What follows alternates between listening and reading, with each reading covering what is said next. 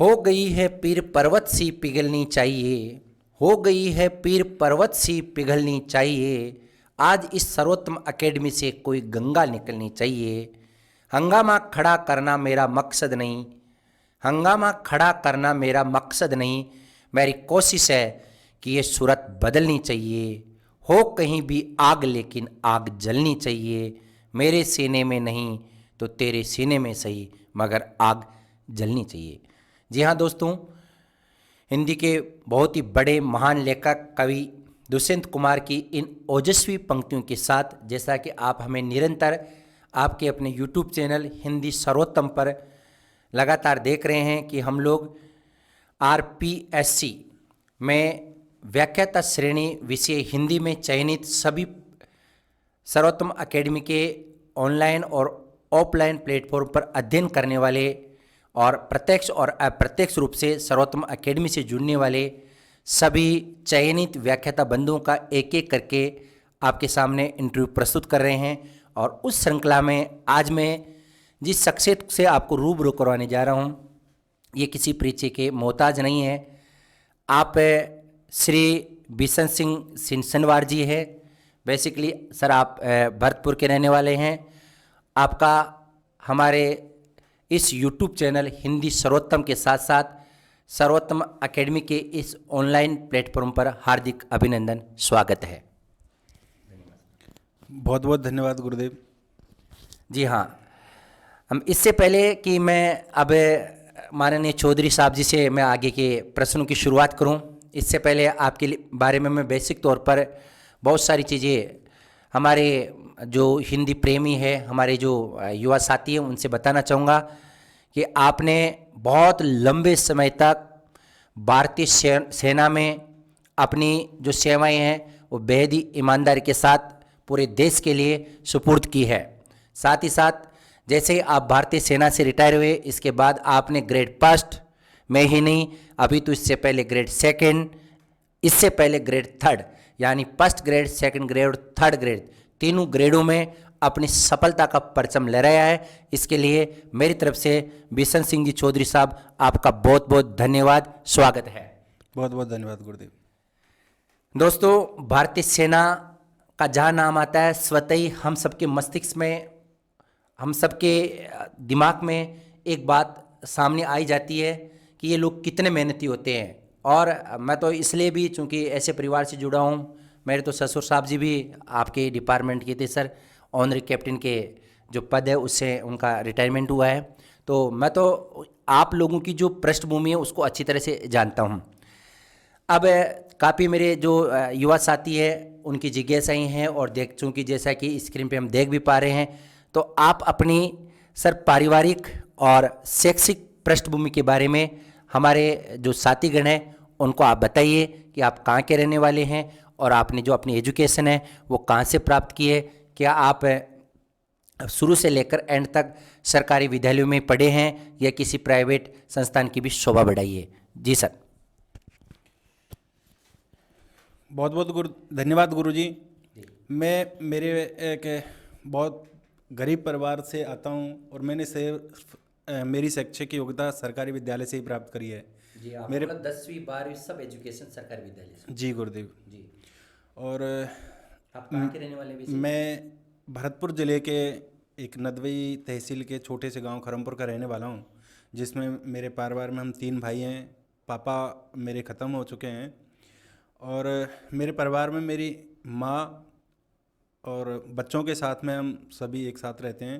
Very good. जिसमें मैं भारतीय सेना में था और मेरे से छोटा भाई भी भारतीय सेना में अभी प्रेजेंट टाइम में सेवारत हैं, बरेली पोस्टेड हैं। बहुत बहुत धन्यवाद सर। मतलब पूरा का पूरा परिवार आपका देश सेवा में था। तो सर आप, मुझे नहीं, कभी कभार ये दिमाग में आता है कि भरतपुर के जो लोग हो ना, वो तो बड़े मतलब एक धांसू टाइप के होते हैं, लेकिन आपके अंतर्गत वो विनम्रता है। मतलब आप में, मतलब यूँ कह सकते हैं कि मतलब कहीं भी कोई भरतपुर के लोगों वाला जो फूट है ना, वो मुझे तो दिखाई नहीं देता है। इसके पीछे हम लोग क्या मान सकते हैं? आप जब भारतीय सेना में थे, इंडियन आर्मी में थे, तो आप हमें ये बताइएगा, फिर आपको शिक्षक बनने की प्रेरणा कहाँ से मिली? जी गुरुदेव, सबसे पहले मैं भारतीय सेना में तकनीकी पद पर सेवारत हुआ था। मतलब कब भर्ती हुई थी सर? टेक्निकल से 2001 में सेवारत हुआ था मैं। जी।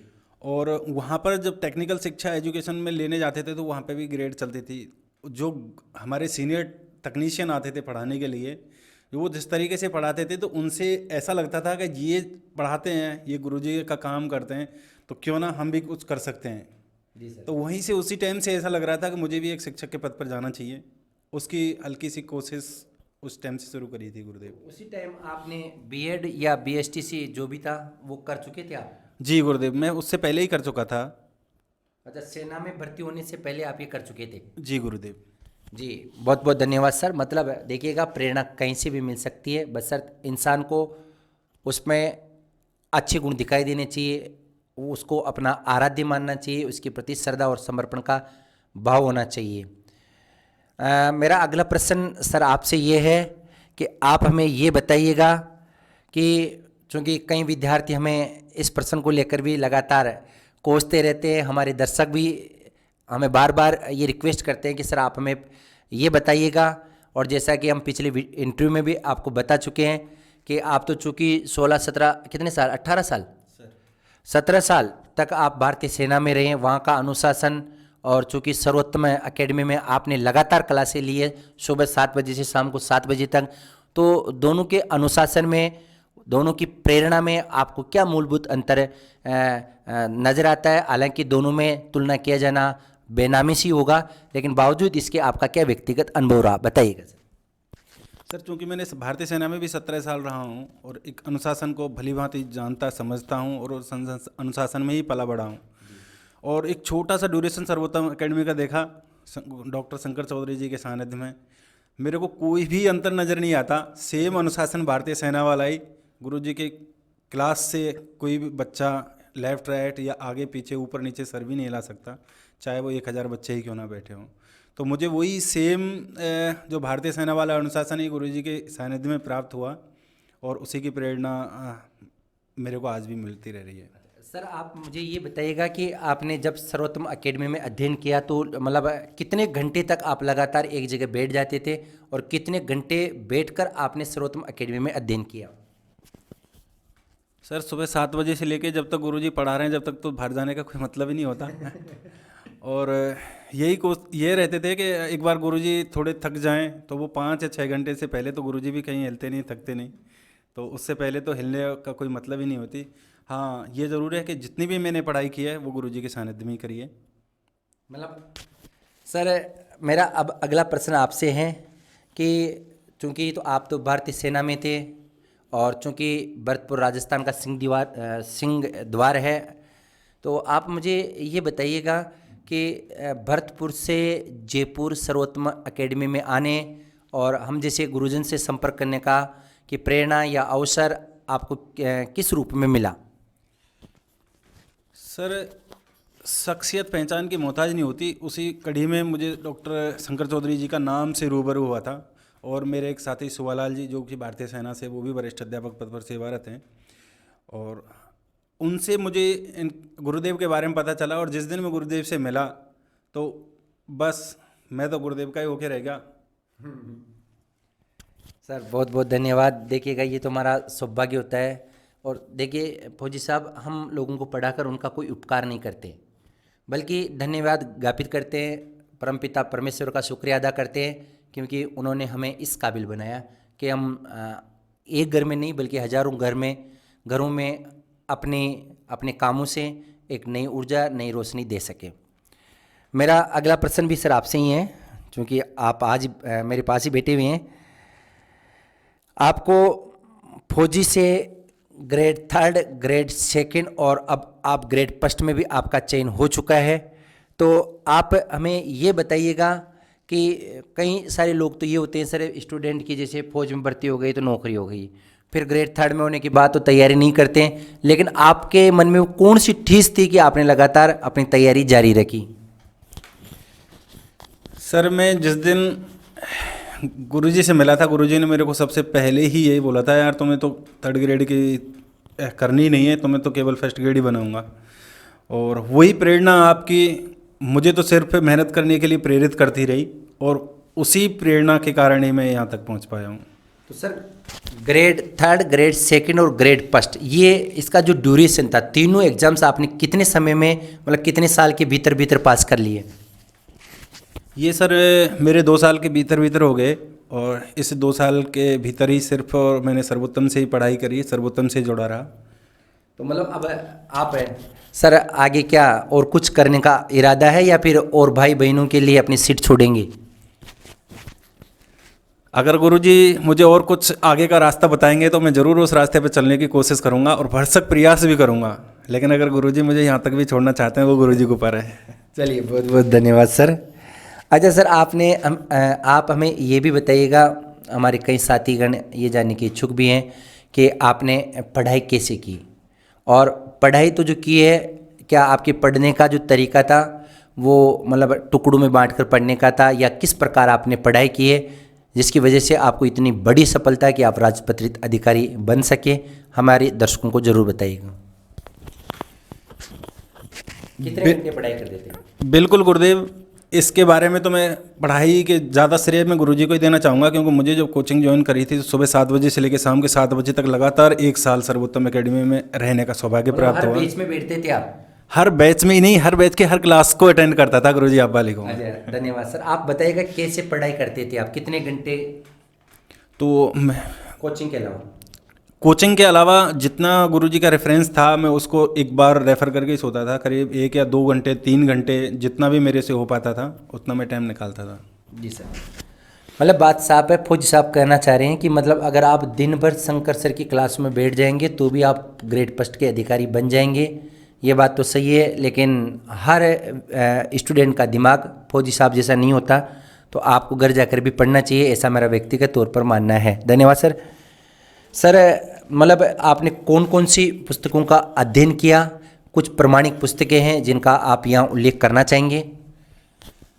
मैंने तो केवल गुरुदेव के जो नोट्स बनवाते थे वो नोट्स पढ़े। इसके अलावा गुरुदेव की जो किताब थी सर्वोत्तम काव्यशास्त्र, सर्वोत्तम ग्रामर और सर्वोत्तम हिंदी साहित्य, उसको मैंने केवल 1-2 बार रेफ़र किया है। बाकी के गुरुजी की क्लास के बनाए हुए नोट्स ही सबसे फ़ायदेमंद है। उसके अलावा बाहर कुछ एग्ज़ाम में आया ही नहीं, किसी भी एग्ज़ाम के किसी भी ग्रेड की कोई भी एग्ज़ाम में बाहर से कोई क्वेश्चन नहीं आया।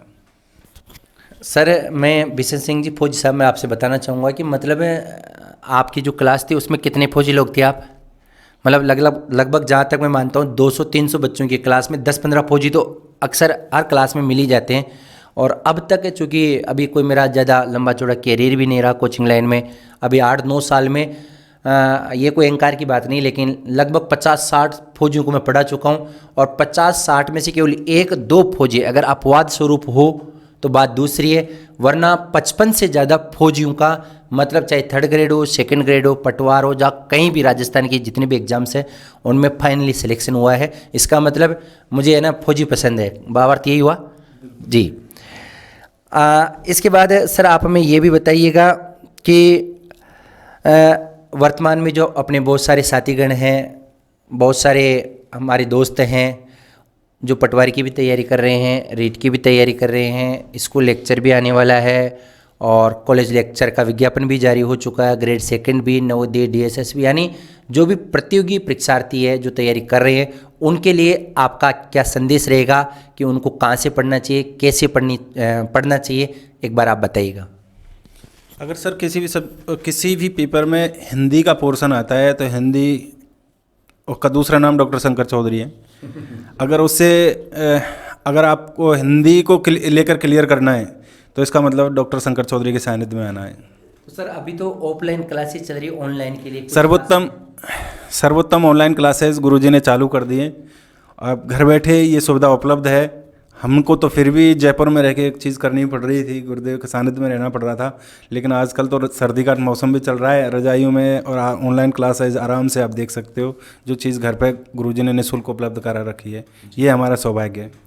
बिल्कुल सर, आप मेरे जितने भी युवा साथी हैं जो हमें देख रहे हैं इस लाइव प्रोग्राम को, मैं आपसे कहना चाहूँगा जैसा कि हमारे फौजी साहब ने बताया, और मैं भी बता देना चाहूँगा कि अपने अभी कुछ ही दिनों पहले मतलब ये ऑनलाइन प्लेटफॉर्म का जो सेटअप है वो तैयार किया है। और ऑनलाइन प्लेटफॉर्म की सबसे बड़ी विशेषता आप सब जो सब लोग जानते ही हैं कि यहाँ धन की बचत होती है, समय की बचत होती है और ऊर्जा की भी बचत होती है। आप घर बैठे जो चीज़ें आपको जयपुर में जाने के बाद मिलती थी क्लास में, वो यहाँ निःशुल्क रूप से उपलब्ध हो रही है। निःशुल्क का भाव अर्थ साफ है दोस्तों।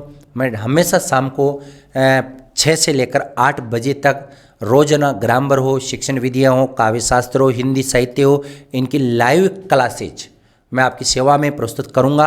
और ये केवल 2-4 दिन के लिए नहीं, बल्कि हम जो दृढ़ निश्चित और संकल्प कर लेते हैं उसको पूरा करके ज़रूर दिखाते हैं। तो जो भी कोई गरीब अमीर भाई बहन है वो इसका लाभ जरूर उठाए।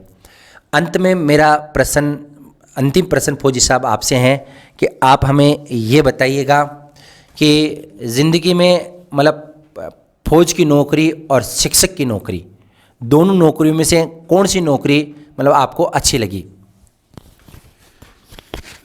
चूँकि गुरुदेव ये कहना बहुत बहुत कठिन सवाल कर दिया आपने, क्योंकि मेरी ज़िंदगी बनी है सेना से और सेना से मैं जुड़ा रहा। सेना से मुझे शिक्षक बनने की प्रेरणा मिली, प्राप्त हुई। और एक शिक्षक का पद एक बहुत सम्मानित पद है, चूँकि सेना भी बहुत एक सम्मानित पद है। तो इसकी तुलना का मैं कोई जवाब नहीं दे पाऊँगा गुरुदेव, उसके लिए मैं क्षमा प्रार्थी हूँ।